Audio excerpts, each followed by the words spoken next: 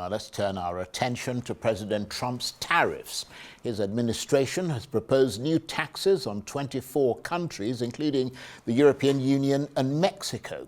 Mexico is, of course, highly vulnerable to U.S. tariffs, with 80% of its exports destined for its northern neighbor.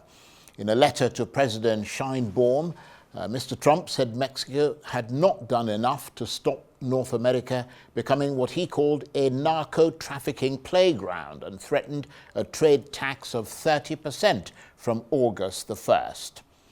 Meanwhile, European trade ministers are in Brussels to discuss their response to President Trump's threat to impose 30% tariffs on their imports from the 1st of August.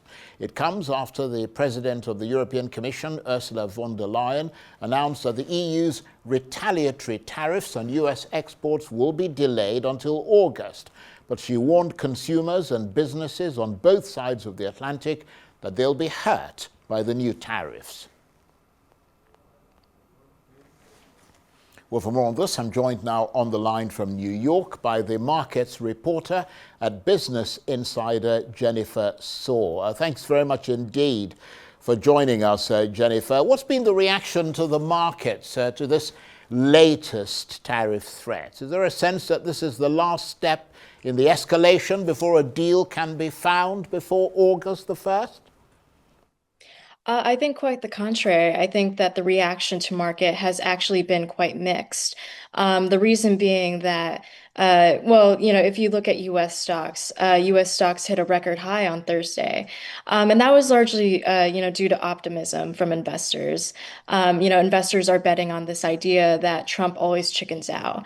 Basically that idea is that, similar to how he, reacted to the Liberation Day tariffs, Trump goes really hard on these tariffs in the beginning. He has a hard deadline that in actuality it functions more as a floating deadline, and markets are feeling pretty assured or pretty confident that eventually the president will kind of like soften his tone on tariffs and do the best that he can to get these trade deals or these framework trade agreements underway.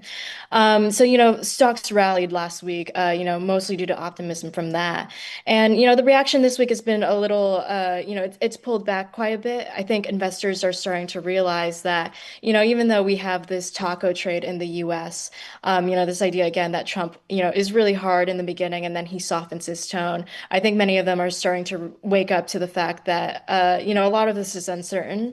There's no guarantee that we're going to have an onslaught of, trade deals in the next 14 days. And, similar to what the European Trade Commissioner said this morning, 30% tariff, imposed on the EU, a tariff that steep, could potentially be devastating for the European economy.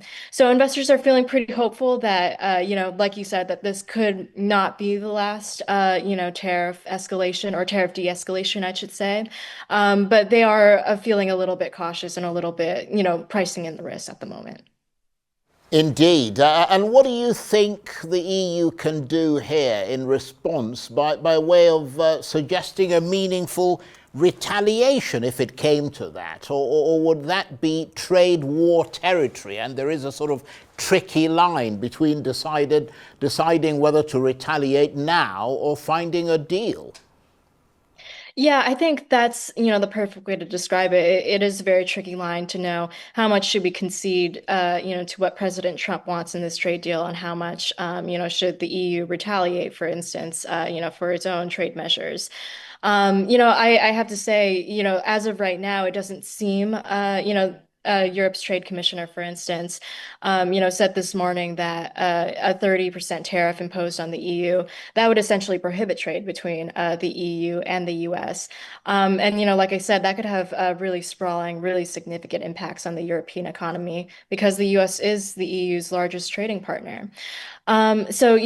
Him saying that, I think, was sending a signal that, Europe is going to try, its best, going to make a very good faith effort effort, to work with the U.S. and, get a framework trade agreement underway. That being said, if you look at the U.S.-China trade deal, for instance, that trade deal or trade agreement, I should say, included concessions from both sides. So, on the one hand, the U.S. significantly lowering, its proposed tariff rate on China, and on China's behalf, for instance, agreeing to expedite, export applications for, certain very key goods to the U.S., or, agreeing to ramp up its trade, in very certain areas that have been a topic of contention between both countries for, years ongoing. So if the US and the EU, if we do, reach a trade deal or a trade agreement in the coming weeks, I expect it to, follow a similar structure, concessions from both sides. But, like I said, a lot is unknown at the moment. I don't think, President Trump, even knows if, if he's like gunning, for a particular trade deal in the next, few weeks. It's very uncertain, and markets are certainly pricing that in right now.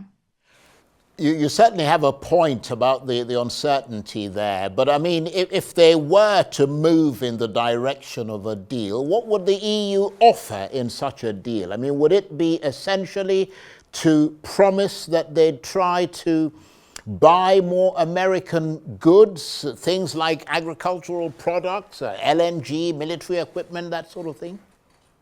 Yeah, that's certainly a possibility. Like I said earlier, those have been key issues that, the countries have, if not outright fought on, have like, discussed, pretty, intensely over, for years ongoing, so long as they have been talking about trade.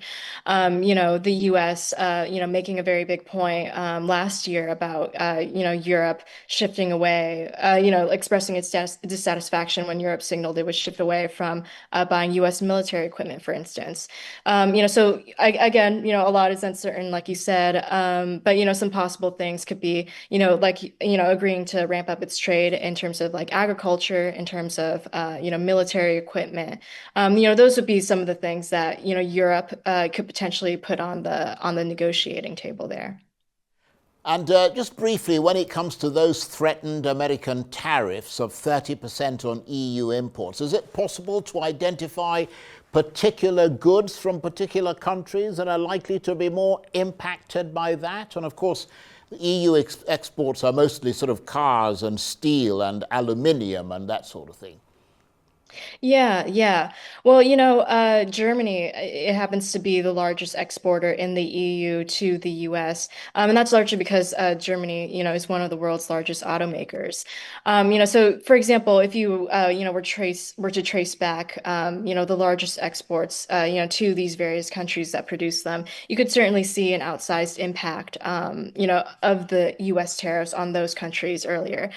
So like I said, Germany, the Netherlands is, the largest importer of U.S. goods in the EU. They could also potentially see an outsized impact.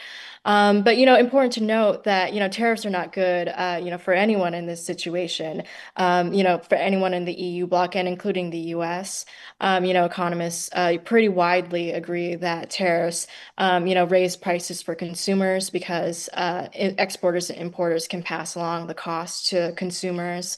And that in itself can, raise inflation and then raise interest rates, which can have an impact on economic growth. So certainly there are some countries that could potentially feel the impact a bit more. But to be clear, everyone, if we proceed with this 30% tariff, everyone will be affected, including the US as well.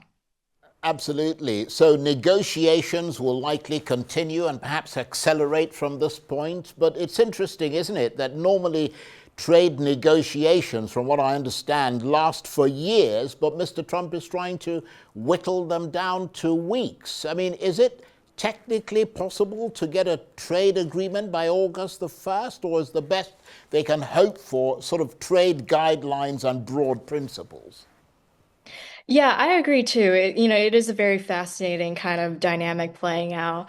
And it's part of the Trump playbook. Like I said, going really hard, having these deadlines that, you say are hard deadlines that they won't be moved, and then inevitably they do shift.